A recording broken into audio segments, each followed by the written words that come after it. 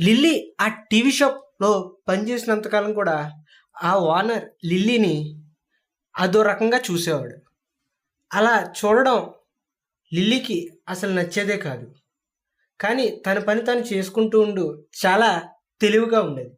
ఎప్పటికప్పుడు తప్పించుకునేది. కానీ ఎంతటి తెలివైన వారైనా బుట్టలో పడతారు. టీవీ షాప్ ఓనర్ పక్క షాపులో ఉన్నటువంటి అమ్మాయిని లిల్లీ దగ్గరకు పంపించి ఎలాగైనా మ్యారేజ్‌కి ఒప్పించమని చెప్పాడు. అసలు లిల్లీ ఎందుకు మ్యారేజ్ చేసుకుంది అన్న విషయం మనకి ఈ ఎపిసోడ్‌లో తెలుస్తుంది. తనతో ఒప్పుకోవడం కుదరదు అని చెప్పి ఖటాఖండిగా లిల్లీ చెప్తుంది.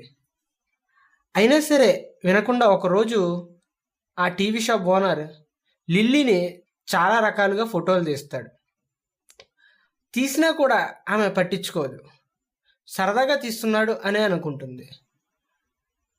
అయితే ఆమె మారిపోయాడు షాప్ ఓనర్ అనుకున్న తర్వాత ఆవిడ పక్కనే ఉన్న స్టూడియోలోకి వెళ్ళిన తర్వాత ఒక ముసలాయన చెప్తాడు, లిల్లీ నిన్ను మీ టీవీ షాప్ ఓనర్ ఫోటోలు విపరీతంగా చాలా అసభ్యకరంగా ఫోటోలు తీశాడు. అవన్నీ కూడా ఎక్కడ అప్లోడ్ చేస్తాడో అని నాకు చాలా భయంగా ఉంది అని లిల్లీ షాప్ పక్కన ఉన్నటువంటి కెమెరామ్యాన్ షాప్ అతను ఆ లిల్లీకి చెప్తాడు. లిల్లీ ఒక్కసారిగా షాక్లోకి వెళ్ళిపోతుంది.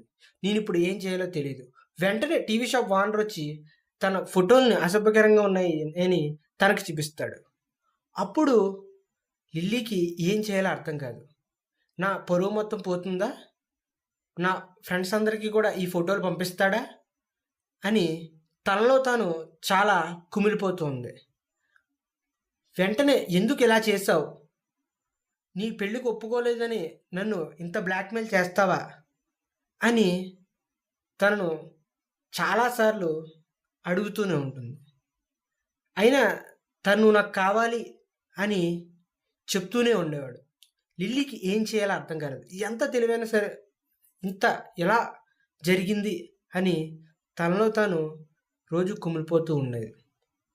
అయితే లాస్ట్‌కి ఆ టీవీ షాప్ ఓనర్‌ను పెళ్లి చేసుకున్నా సరే ఇంట్లో ఒంటరిగా ఉండి తెలియని బాధతో ఒక డిప్రెషన్‌లోకి వెళ్ళిపోయి కుమిలిపోతూ ఉండిపోయింది.